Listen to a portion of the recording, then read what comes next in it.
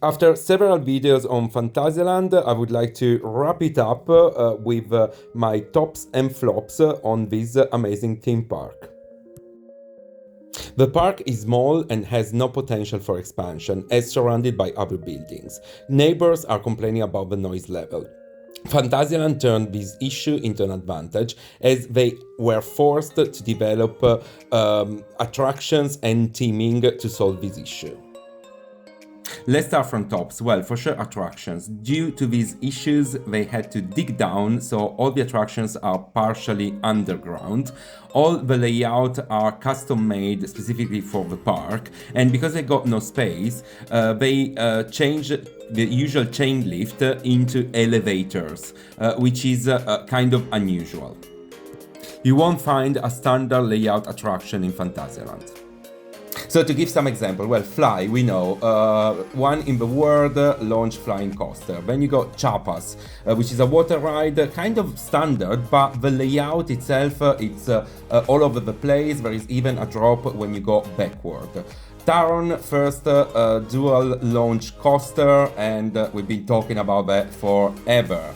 Then you got Black Mamba, which is an inverted coaster. In other parks, that could be probably the top attraction, and in Phantasialand is not even mentioned usually because it's surclassed by all the other rides available. Then you got Talocan.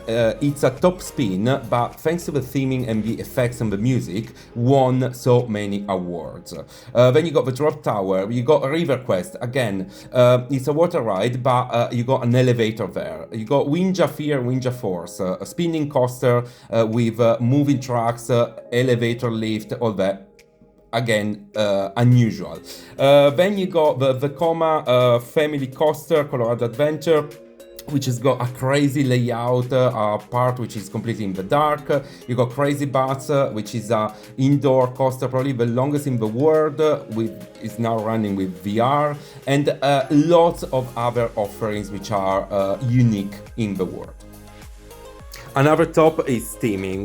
Due to this noise issue, they had to build some 360 degrees wraparound theming around the attractions. The theming is never just to make the ride look nicer. They created some themed worlds in which every single attraction then fits perfectly.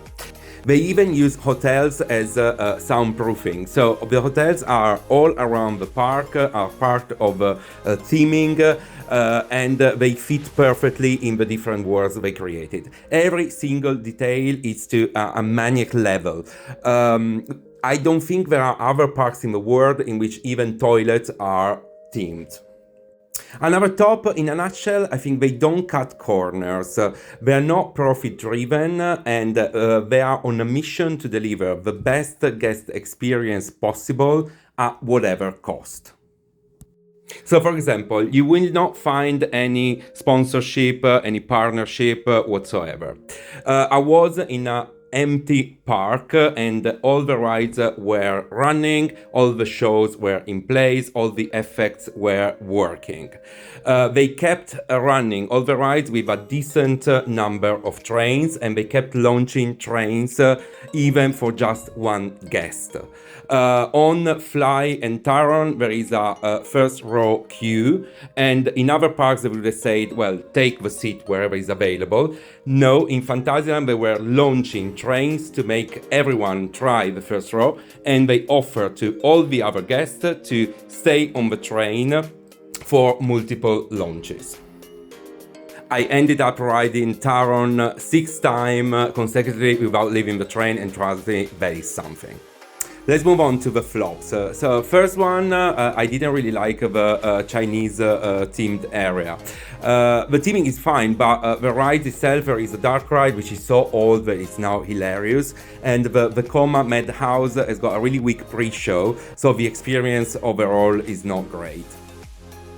I bet the Chinese area will be knocked down to develop a new themed area. As the park is small and has got a high density of attractions, navigation across is not the easiest. On top, the ride entrance is not really well shown or evident. Sometimes there are small doors, so sometimes it's hard to find them. Some attractions are old. Apart from the Chinese dark ride, there is a 4D cinema. The movie is from the 80s. I guess all the actors are now dead. And there used to be a Hollywood-themed dark ride, which has been closed for ages.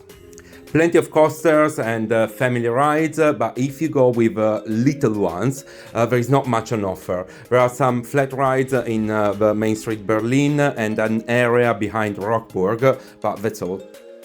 And then as a last flop, I put F.L.Y. Oh my god. Right. I've already done lots of videos around F.L.Y. and explaining why I'm not 100% convinced. For me, it feels like the choice of adding a flying coaster was not really the best one. It feels like they wasted Rockburg with a coaster that, due to its nature, can deliver to a certain extent. Now the Ride to Happiness, the new Max extreme spinning coaster, has been opened in Belgium with a train that looks like themed perfectly for Rockburg. I wonder what a different type of ride with the Phantasialand budgets and Rockburg teaming could have delivered. Probably another Taron that is gonna make the world stop spinning. Anyway, I strongly recommend Phantasialand, should be in your bucket list for sure. There is a playlist, plenty of videos, and if you like the channel, please subscribe.